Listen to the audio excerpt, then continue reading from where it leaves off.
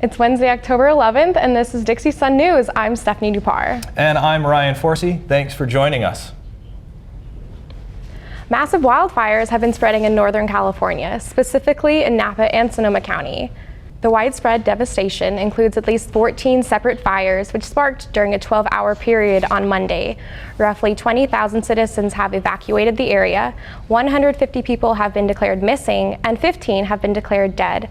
The fires had burned at least 100,000 acres by Monday night, destroyed over 1,500 homes, and is only minimally contained. No doubt our hearts and prayers go out to those. Stephanie, I know you're Absolutely affected by that personally. Well, welcome back is what the Dixie State Athletic Department said, recently announcing the hiring of Wendy Bulkley as the new Associate Athletic Director for External Relations. Bulkley, an alumnus of Dixie State and former student body president, fills the vacancy left by Derek Dawes.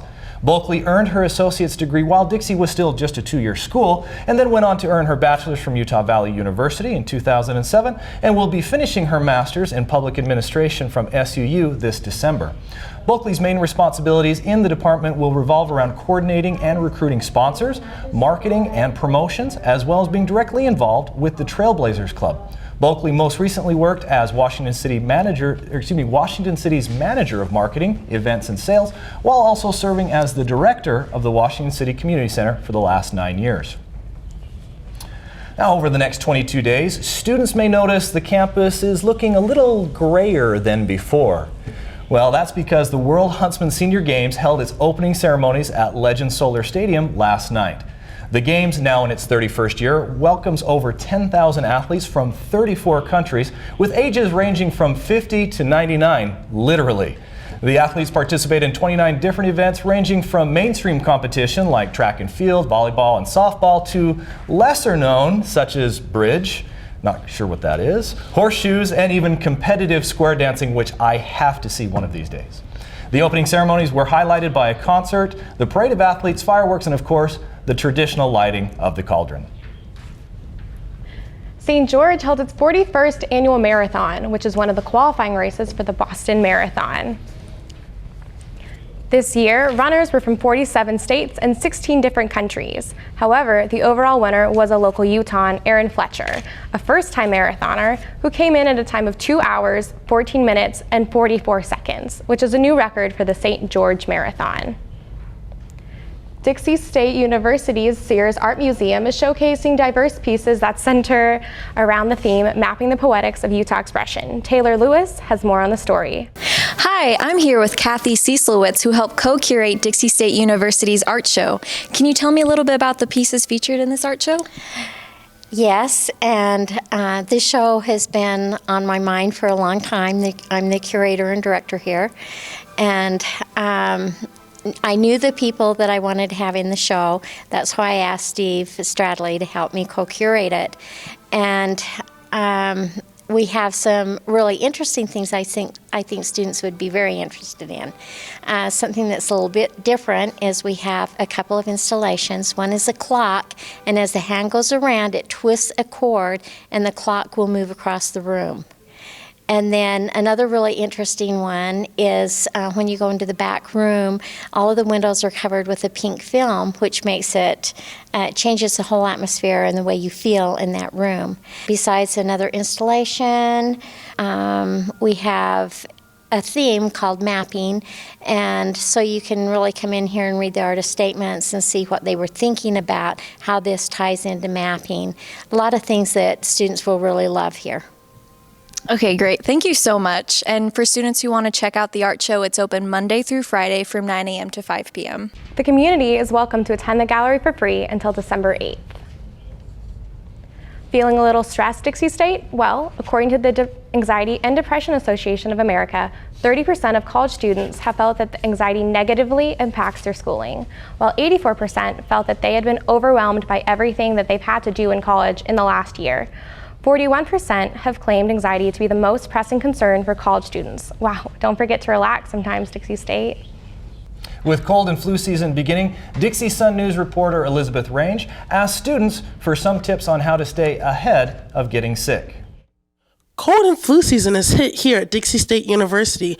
I'm here to find out what students use for home remedies so that they can beat the cold and stay on top of their game. What's your name? Mike Nelson. And what's your position here at Dixie State? I am the Assistant Director in the Multicultural and Inclusion Center. And how do you stay ahead of cold and flu season, Mikey? Well, what I do is that I take in an emergency every morning for the vitamin C. I also get a lot of rest, at least 6 to 8 hours. And then I also drink at least a half a gallon of water every day. Sounds great. Thank you. You're welcome. Hi, what's your name? I'm Hannah Flores. And what grade level are you, Hannah? I'm a sophomore. And how do you stay ahead of the cold season? I do many remedies. So one thing, I put socks on at night when I go to bed. I sometimes forget, but that's the main thing to do. I keep warm, put warm clothes on, especially with the climate and season changing. And whenever I feel like my throat's itching or it's cold, I take those emergency little packets and just dump it into water, and you're good to go. And obviously drink lots of tea and water to stay hydrated. And exercise is a good key tip too. All right, awesome. Thank you so much. Well, there you have it, Trailblazers. Stay healthy and have a great day. I'm Elizabeth Range, signing off. Thanks, Elizabeth. Also, simple things like washing your hands regularly and covering your mouth when you cough will help you and others stay healthy. Now, with that being said, staying warm can definitely help keep the sniffles away as temperatures begin to drop. Fashion specialist Sarah Kunzler joins us now in studio to show us one way to keep toasty while looking good doing it. Hey, Sarah. Hey everybody, thanks for joining us here today. We have my beautiful model here with us, and we're going to be showing you just some simple ways to tie scarves for this season. I love this look because she's in very just casual, very simple, but we're going to dress it up with this scarf tie. So what I've done is I've grabbed this scarf. It's from Walmart, great place to find scarves, and we're going to tie it in a little knot up here and go behind, and then we're going to take one of these and put it through this side. And then we have created just this little opening to have this one go in as well. Just right there. And then if you want to turn that to the side right there, right up nice in there. And we have that very comfortable, very casual. I love it because it dresses up just this beautiful outfit, and it's beautiful for the winter time. And we have our next model here with me, and she's wearing a nice little black bralette, and then over it we have put this scarf. This is a blanket scarf. I love this scarf because I got it from Walmart actually. We made it, and it's just a beautiful, simple 1.5 yards of fabric that we found. $5, believe it or not. Perfect, simple. Also, $3 for this belt. It's a very nice braided little belt. Put it around her, and then to get this, you take the fabric, put it in half, put it in a little triangle, put it over your shoulders, and then put it next to that belt, and it is perfect for that style. Thank you. For our next model here, we're gonna do something a little bit more classy. We have her just dressed in a very simple but elegant white shirt, and then she has these jeans and some flats on that are black to match her scarf. And she is going to an interview after this, so we're gonna take this scarf, dress this up a little bit more, put it around her like this. This side goes over the top, and the other side goes on around the other shoulder. Pull that hair out, and you are all set for your next interview. And we're gonna bring our models back out and have them just show you these beautiful styles. Very simple, very classy. Once again, we're just showing you with very simple and elegant simple jeans. We have simple t-shirts here. Everything is just very nice, very simple. Places to go for these would be TJ Maxx, Ross, and Walmart for these simple styles. Thank you so much, ladies. We're gonna have them turn for you again, showing off those beautiful styles. Thank you for joining me. Join me again next week. I will be showing you how to do some Mary Kay simple skincare for the summer or for the fall. Thank you for joining us. Back to you in the studio. Thank you, Sarah. I love scarves. That's absolutely perfect for fall. And another way to get in the spirit for fall is to get in that Halloween spirit. Since it's October, the famous Stolly Farms have opened their Field of Screams. It's one of St. George's largest Halloween attractions. There are scary mazes and fun screams to have. Boys, you can take a girl out on an adventurous date or have fun with the whole family. It's open to all.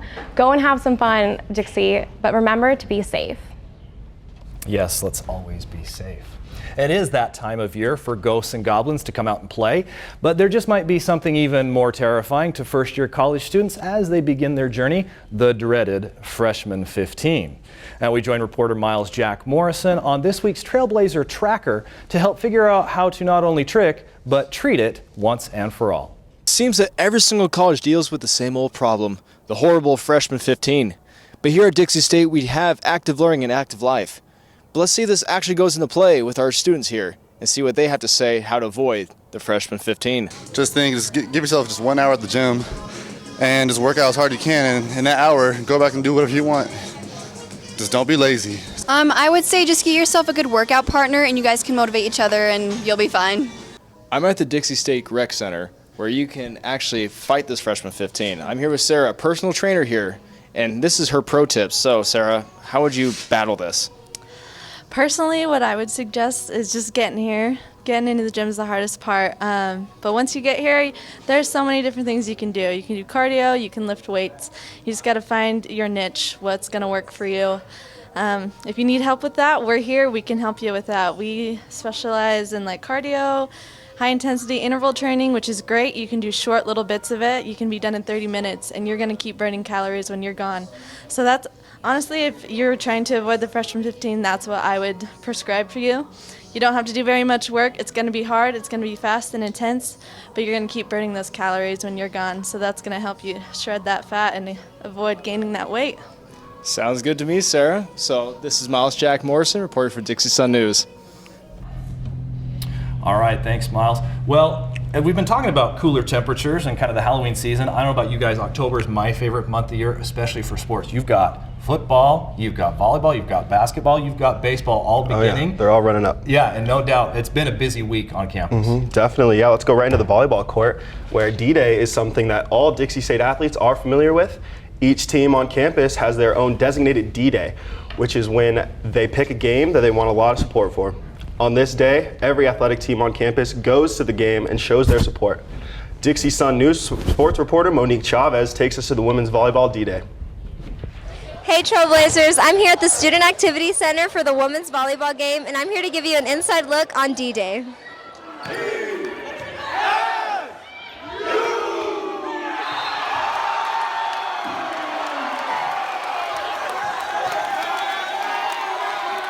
I'm here with some of the football players about to talk about D-Day. Do you guys like D-Day? Yeah, it's cool. Yeah, we like it. Do you feel like it helps the players in the game? Yeah, because when more people here, we get motivated to do better things for the school and for the team. Do you guys know when your D-Day is? We do not, but we'll get back to you on that one. Sorry. Every day is D-Day. Do you feel like you influenced their win tonight? Yes. Our girls worked hard and they won a tough game. They did their thing. Okay, what was your favorite part about being here tonight? My favorite part was in the third game with us 24-20, and everybody stood up on the bleachers to hype up our girls win the game. And when they hit that game-winning point, we got turned up and we rushed the court to get them hyped.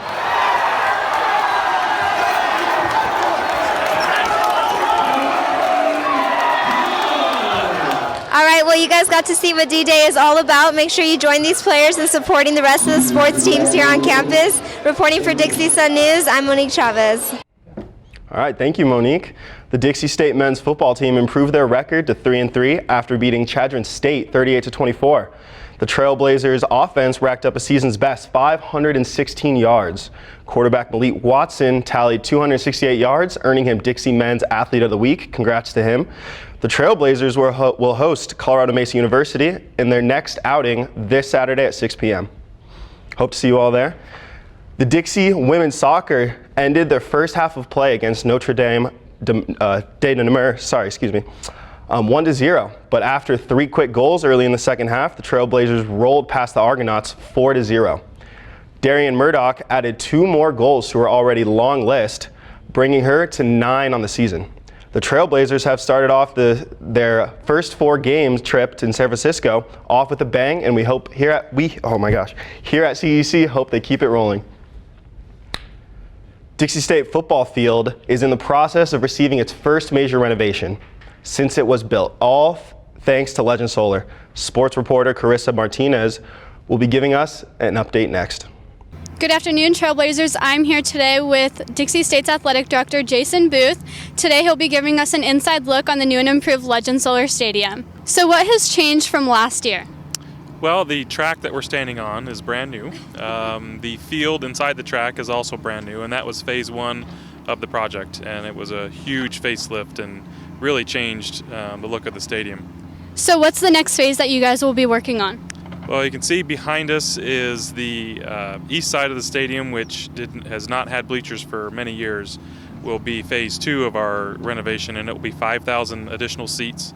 It will be 4 locker rooms, new concession stand, new ticket windows, restrooms for these extra 5,000 fans, all the amenities that you need to service 5,000 more people.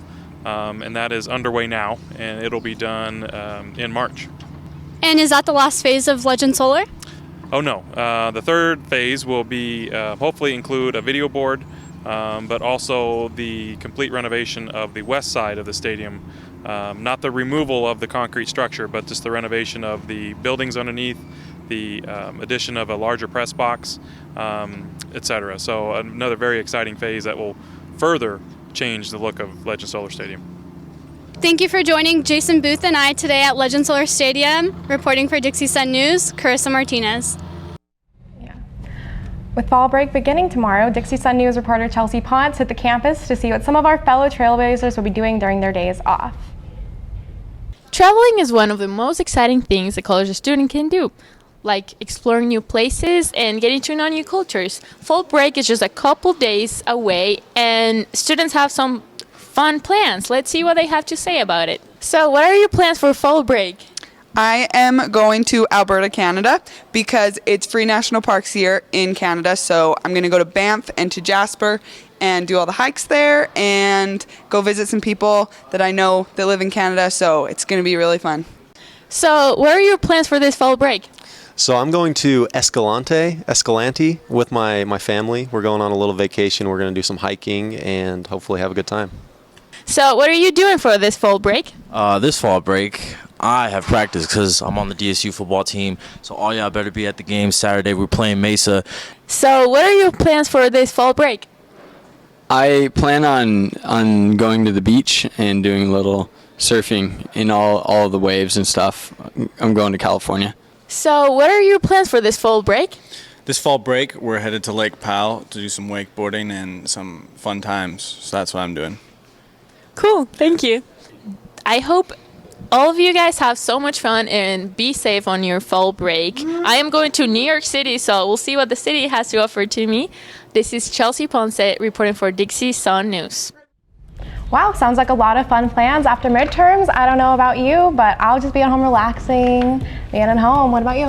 Yeah, I got a long drive ahead of me back to Colorado, but it's going to be good to get home for a couple days. I'm excited about it. Absolutely. Well, have fun hanging out. Safe travels. Thank you. And that's a wrap for our October 11th edition here at the Dixie Sun News. Catch us back here next week, same time, same place. Thanks for watching. We'll see you next Wednesday.